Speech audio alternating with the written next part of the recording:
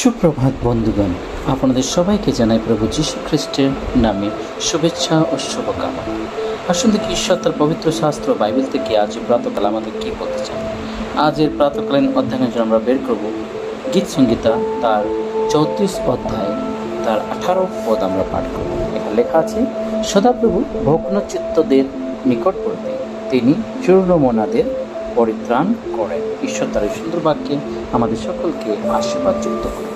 আজ প্রাতকাল প্রভু তার বাক্য গীত সংহিতা তার 34 অধ্যায়ে তার 18 পদ যখন আমরা পাঠ করে আমরা দেখতে পাই, এখানে সাধু দাউদ এই বিষয়ে বলছেন যে সদাপ্রভু ভগ্নচিত্তদের নিকটবর্তী। হ্যাঁ বন্ধুগণ, আমাদের সদাপ্রভু তিনি ভগ্নচিত্তদের নিকটবর্তী, সর্বদা তিনি সেই যারা সত্যিকার ঈশ্বরের নামে, ঈশ্বরের কাজে, ঈশ্বরের সেবাতে আছে, যারা সত্যিকার ঈশ্বরকে ডাকছে, ঈশ্বরের সাথে সময় কাটাচ্ছে, যারা তার বাক্যকে তার সঙ্গে সঙ্গে যখন জীবন কাটাচ্ছে, সময় কাটাচ্ছে, সেই তত লোকদেরকে, সেই ভগ্নচিত্ত লোকদেরকে, সেই সমস্ত লোকদের জন্য তিনি সর্বদা তাদের সম্মুখে দাঁড়িয়ে থাকেন, তাদের অগ্রে তিনি থাকেন, সর্বদা তাদেরকে পরিচালনা করে, তাদের প্রত্যেকটা বিষয়ে, প্রত্যেকটা আলোচনার মধ্যে, প্রত্যেকটা তাদের যা কিছু পরিকল্পনা আছে, প্রত্যেকটা পরিকল্পনার মধ্যে সদাপ্রভু তাদের সঙ্গে সঙ্গে থাকেন। তাই বন্ধুগণ, আমরা যে ঈশ্বরের আরাধনা করি তিনি সমস্ত ভগ্নচিত্ত দিকের নিকটবর্তী থাকেন।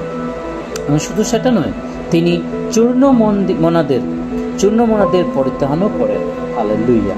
আজ আমরা যে পরিস্থিতিতে আছি, হয়তো আমরা অনেক সময় চিন্তা করে থাকি যে আমাদের কি দুর্দশা, কি হবে, আমরা কি ঈশ্বরের কাজ করতে পারবো না, ঈশ্বর রাজ্য বিস্তার করতে পারবো না। কিন্তু বিশ্বাস করুন, প্রভু বলছেন চূর্ণমনাদের পরিত্রাণ করেন। যারা তার জন্য কষ্ট, তার জন্য দুঃখ ভোগ করে, যারা তার জন্য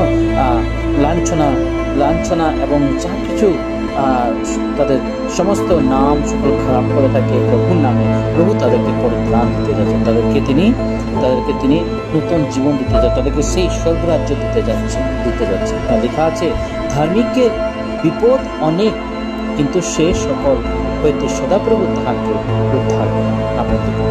ধার্মিকের বিপদ অনেক, কিন্তু সেই সকল হইতে সদাপ্রভু তাহাদেরকে উদ্ধার করেন। তাই আমাদের জীবনে যতই পরীক্ষা আসুক না, যতই আমাদের জীবনে বাধা আসুক না, কিন্তু প্রভুকে যেন না ছাড়ি, প্রভুর সাথে যেন জীবনযাপন করি, প্রভুর সঙ্গে সঙ্গে যেন জীবনযাপন করি। প্রভু আমাদেরকে তিনি রক্ষা করে যাচ্ছেন, তিনি আমাদের নিকটবর্তী আছেন, তিনি আমাদেরকে পরিত্রাণ দান করতে যাচ্ছেন।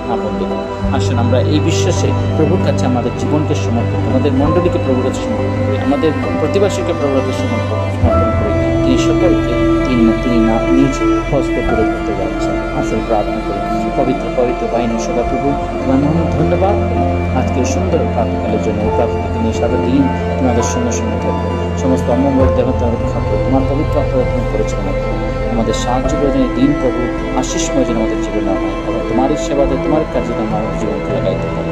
এই ক্ষুদ্র প্রার্থনা তোমার পবিত্র নামে। আমেন।